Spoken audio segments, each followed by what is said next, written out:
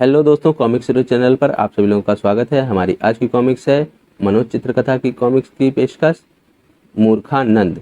जी हाँ दोस्तों, आज 1 अप्रैल है और 1 अप्रैल को मूर्ख दिवस मनाया जाता है और इसका जो एक इतिहास है वो अपने आप में अलग ही है। तो चलिए, इस मूर्ख दिवस पर हम एक कॉमिक्स लेके आए हैं जिसका नाम है मूर्खानंद। तो चलिए शुरू करते हैं इसका पार्ट 1, मूर्खानंद। आओ प्यारे बच्चों, आज हम तुम्हें मूर्खानंद की कहानी सुनाएं और बताएं कि मूर्खानंद की मंद बुद्धि ने कैसे कैसे गुल खिलाए।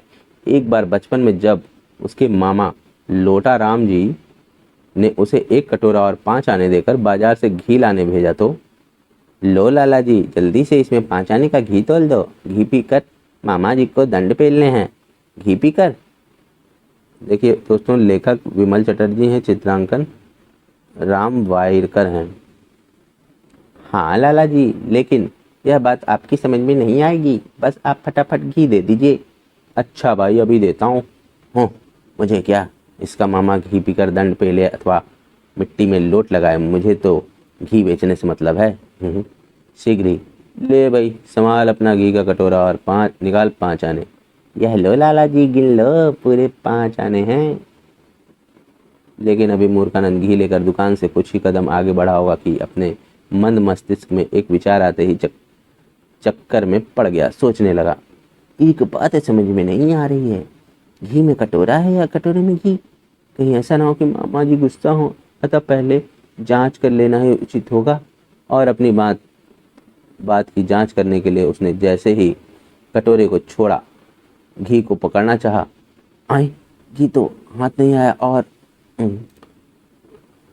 अरे सत्यानाश, सारा घी तो यह जमीन पी गई। अब मामा जी क्या पीकर दंड पेलेंगे?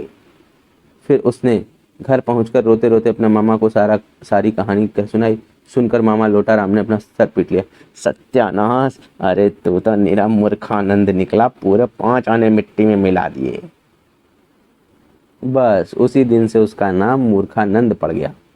मूर्खानंद की हरकतों से सभी परेशान थे, लेकिन मामा लाख चाहकर भी उसे घर से नहीं निकाल पाता था, क्योंकि वह उसका इकलौता भांजा था।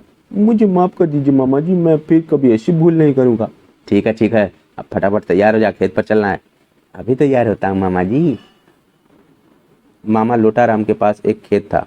उस खेत से जो कुछ उपजता उसी से वे दोनों अपना पेट भरते थे। खेत में साग सब्जी से लेकर गेहूं धान तक उगाते थे वे। समय बीतने के साथ साथ जैसे जैसे मूर्खानंद जवान हुआ, उसकी मंद बुद्धि भी जवान हो उठी। एक दिन, सुन बेटा मूर्खानंद, मैंने तमाम लकड़ी बैलगाड़ी पर लाद दी है, तू इसे शहर जाकर बेचा। बहुत अच्छा मामा जी। और मूर्खानंद बैलगाड़ी पर बैठकर चल दिया। जल्दी लौटना और मार्ग में कोई मूर्खता मत कर बैठना। तुम बिल्कुल भी चिंता ना करो मामा। बरसात के दिन थे, इसलिए बैलगाड़ी के पहिए कुछ ऐंठे हुए थे, सो गाड़ी के पहिए घूमते हुए चर ची चू चू की आवाज कर रहे थे। अचानक चलते चलते गाड़ी के पहिए पानी से भरे एक गड्ढे में जा धंसे। इसको वक्त गड्ढे को भी हमारे ही मार्ग में पड़ना था। बड़ी मुश्किल से मूर्खानंद ने गाड़ी को गड्ढे से बाहर निकाला और पुनः शहर की ओर चल पड़ा, लेकिन चूंकि पानी में भीगने के कारण पहिए मुलायम पड़ गए थे, इसलिए उनका चर चू करना बंद हो गया था। आए, यह क्या हुआ मेरी गाड़ी को? अभी तक तो अच्छी भली चर चू कर रही थी, फिर अचानक इसने बोलना क्यों बंद कर दिया? फिर वह झटपट गाड़ी से नीचे उतरा और बड़े ध्यान से गाड़ी को देखने लगा। क्यों भाई, क्या हुआ? या तुमने अचानक बोलना क्यों बंद कर दिया? मुझसे कोई भूल हो गई क्या? परंतु गाड़ी भला क्या जवाब देती। तभी एक विचार के आते ही वह फूट फूट कर रोने लगा। हाय, यह तो मर गई, अब मैं मामा जी को क्या मुंह दिखाऊंगा? हाय मामा जी, अब मैं क्या करूं? काफी देर तक रोने धोने के बाद, अब और रोने धोने से क्या फायदा, जो होना था वह तो हो गया। इसे कहीं बीच रास्ते में मरना था, सो मर गई। अब मुझे समय नष्ट ना करके इसका यही क्रियाक्रम कर देना चाहिए, वरना इसकी आत्मा को कष्ट पहुंचेगा। सोचने विचारने के पश्चात मूर्खानंद ने उदास मन से बैलों को गाड़ी से निकाला। जाओ बैलों, भला बिना गाड़ी के तुम्हारा क्या काम, जाकर किसी और गाड़ी में जुतो।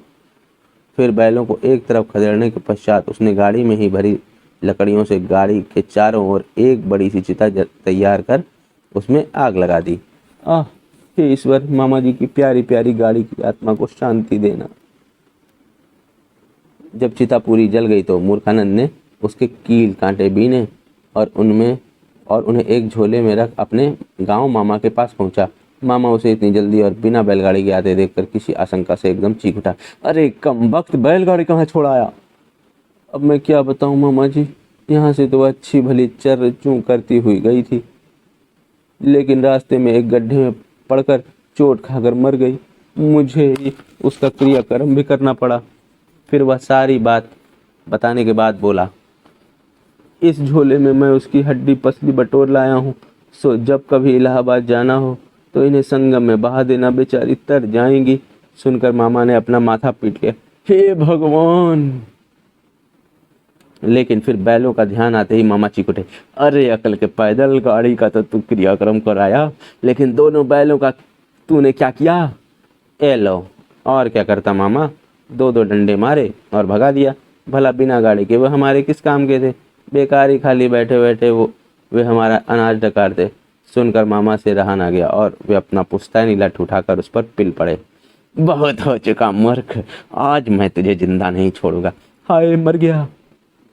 मूर्खानंद की अच्छी खासी पिटाई करने के बाद जब मामा का क्रोध ठंडा हुआ, जा निकल जा यहाँ से, अब मैं तुझे एक पल के लिए भी अपने पास नहीं रखूंगा, वरना एक दिन तू मेरा ही क्रियाक्रम करके छोड़ेगा।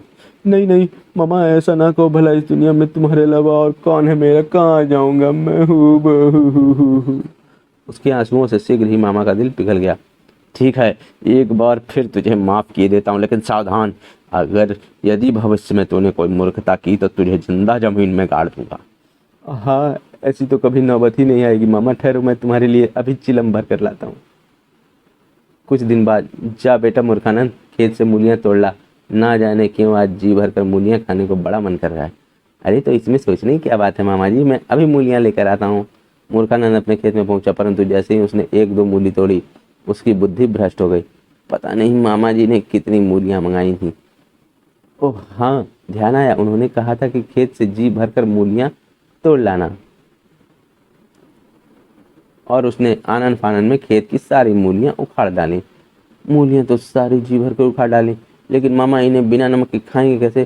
क्यों ना मैं लाला की दुकान से नमक लेता चलूँ, वरना बेकार ही फिर दौड़ लगानी पड़ेगी। फिर उसने पास से गुजरते एक बैलगाड़ी वाले को रोका और भाड़ा तय करके सारी मूलियाँ उसकी बैलगाड़ी में लाद दी। चलो भाई, जरा पास की लाला की दुकान से नमक और ले लूँ, फिर घर चलेंगे। ठीक है, बैठो। शीघ्र ही वह बैलगाड़ी पर बैठकर एक लाला की दुकान पर जा पहुंचा। क्यों लाला जी, नमक है? क्यों नहीं भाई, कितना चाहिए? लाला का प्रश्न सुन मूर्खानंद का दिमाग फिर चकरा गया। इतनी सारी मूलियों के लिए कितना नमक लेना चाहिए? ओह, इसी से पूछता हूँ कि इसके पास कितना नमक है। और सोचने के बाद, क्यों लाला जी, कितना नमक होगा तुम्हारे पास? मेरे पास तो नमक की 30 बोरियां हैं, तुम्हें जितना चाहिए उतना ले लो। अरे भाई लाला, थोड़े बहुत से क्या होगा, तुम ऐसा करो, सारी बोरियां किसी बैलगाड़ी पर लदवा कर मेरे साथ कर दो, पैसे मामा जी के नाम लिख देना। क्या कहा, सारी बोरियां? हाँ हाँ, सारी बोरियां। लेकिन तुम्हें आश्चर्य क्यों हो रहा है? जानते नहीं मेरे मामा लोटाराम गांव के कितने बड़े रईस हैं? ये तो तुम्हारे पास 30 ही निकली, 50 होती तो वह भी खरीद लेते। ही नाराज क्यों होते हो भाई? भला लोटाराम जी को कौन नहीं जानता, अभी लदवा देता हूँ सारी बोरियां। शीघ्र ही दुकानदार ने नमक की सारी बोरियां 2 बैलगाड़ियों पर लाद दी और मूर्खानंद उन्हें लेकर वापस घर की ओर चल पड़ा। चलते चलते मार्ग में गाड़ी वाला, जो कि मूर्खानंद की तरह ही मंद बुद्धि का था, अचानक दिमाग में कोई विचार आते ही बोल उठा, भाई मूर्खानंद, यह तो तुमने बताया ही नहीं कि इतनी मूलियां और नमक खाकर तुम किस काम के लिए ले जा रहे हो? क्या तुम्हारे मामा पूरे गांव वालों को दावत देने जा रहे हैं? अरे नहीं भाई, ये तो मामा जी ने खुद अकेले खाने के लिए मंगाई हैं। अकेले खाने के लिए? अरे मूर्खानंद, कहीं तुम्हारे दिमाग तो खराब नहीं हो गया है? क्यों भाई, इसमें दिमाग खराब होने वाली क्या बात है? क्या मैं कोई गलत बात कर रहा हूँ? अरे भाई, इतनी मूलियाँ खाकर तो उन्हें इतनी प्यास लगेगी कि वे पानी पीते ही पीते थक जाएंगे, और जब वे पानी पिएंगे तो उन्हें दस्त भी लगेंगे। आए, यह तो मैंने सोचा ही नहीं था। और बैलगाड़ी वाले की बात सुन उल्टी खोपड़ी का मूर्खानंद लगा झटपट सोचने, इतनी मूलियाँ खाने के बाद जब उन्हें प्यास लगेगी तो सैकड़ों मटके पानी की जरूरत पड़ेगी, और पानी पीने के बाद जब दस्त लगेंगे तो वैद्य हकीम की भी जरूरत पड़ेगी, और भी ईश्वर ना करे यदि वे दस्त से मर गए तो? बेटा मूर्खानंद, अच्छा ही होगा कि हर चीज का प्रबंध पहले से ही करता चल, वरना मामा जी के साथ तुझे भी नाहक परेशानी उठानी पड़ेगी। सोचने के बाद ए भाई गाड़ी वाले, जल्दी गाड़ी रोको। क्यों, अब क्या हुआ? कहने के साथ ही गाड़ी वाले ने घबराकर गाड़ी रोक दी। मूर्खानंद तुरंत नीचे उतर कर बोला, अच्छा हुआ भाई कि तुमने पहले ही मुझे सचेत कर दिया, वरना बाद में नहा की परेशानी होती। तुम बस कुछ देर यहीं रुको, मैं अभी आता हूँ। कहने के साथ ही मूर्खानंद पलट कर पुनः बाजार की ओर दौड़ पड़ा। लेकिन भाई तुम जा कहाँ रहे हो? चिंता मत करो, बस कुछ और चीज़ों का प्रबंध करके अभी आता हूँ।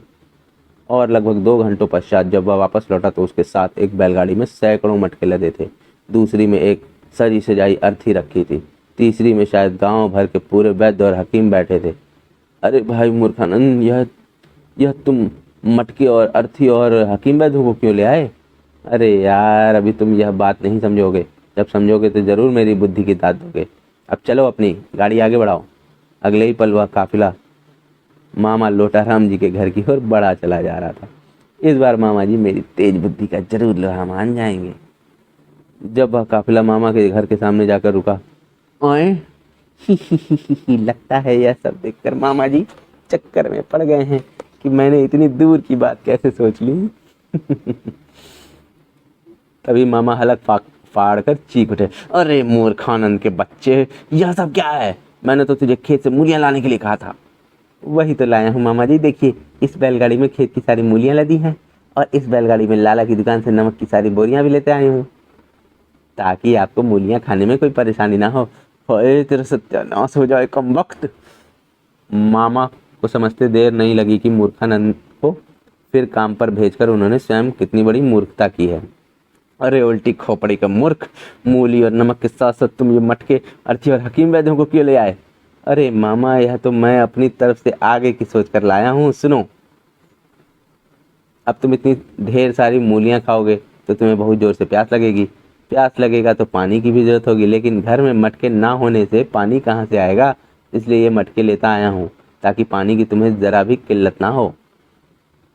फिर पानी पीते ही तुम्हें दस्त भी ज़रूर लगेंगे, इसलिए गांव के सभी हकीम वैद्यों को साथ ले आया हूँ ताकि तुरंत ही तुम्हारा उपचार भी हो सके। लेकिन मुझे विश्वास है कि ये नीम हकीम और वैद्य तुम्हारे दस्त किसी भी हालत में रोक नहीं पाएंगे और तुम्हारा स्वर्गवास हो जाएगा। इसलिए मैं साथ में यह अर्थी भी लेता आया हूँ ताकि तुम्हें शमशान घाट में पहुँचाने में किसी किस्म की कोई तकलीफ ना हो। और प्यारे मामा जी, इन सब के पैसे भी मैंने आपके नाम लिखने को कह दिया है, वे भी उगाही के लिए आते ही होंगे। क्या? सब कुछ सुनकर मामा जी का पारा हाई होता। तुम सुअर, पाजी, निकम्मे, मूर्ख! और क्रोध की अधिकता से उन पर खांसी का दर पड़ गया। उन्हें बुरी तरह खांसता देखकर मूर्खानंद एकदम घबरा उठा। आप घबराइए नहीं मामा जी, रोने पीटने और मातम मनाने के लिए भी मैं पूरे गांव वालों से कहता आया हूँ, वे भी अभी आते ही होंगे। मूर्खानंद के कहने भर की देर थी कि लगभग पूरा गांव ही रोता पीटता वहां पहुंचा। हाय लोटाराम, तू कहाँ चला गया बहू? गांव वालों की दृष्टि शायद जीते जागते घर के बाहर खड़े लोटाराम पर नहीं पड़ी थी। वे तो यह समझ कर आए थे कि लोटाराम मर चुका है, क्योंकि मूर्खानंद ने उन्हें उनकी मृत्यु की ही सूचना दी थी। लेकिन लोटाराम जी उन्हें देखते ही गश खा गए। दोस्तों, हमारा पार्ट 1 यहीं पर समाप्त होता है और हम मिलते हैं इसके पार्ट 2 में, जिसका लिंक आपको इसके डिस्क्रिप्शन में मिल जाएगा। आप इसे वहाँ पर खोल कर पढ़ सकते हैं। मिलते हैं अब अगली कॉमिक्स में, तब तक के लिए धन्यवाद।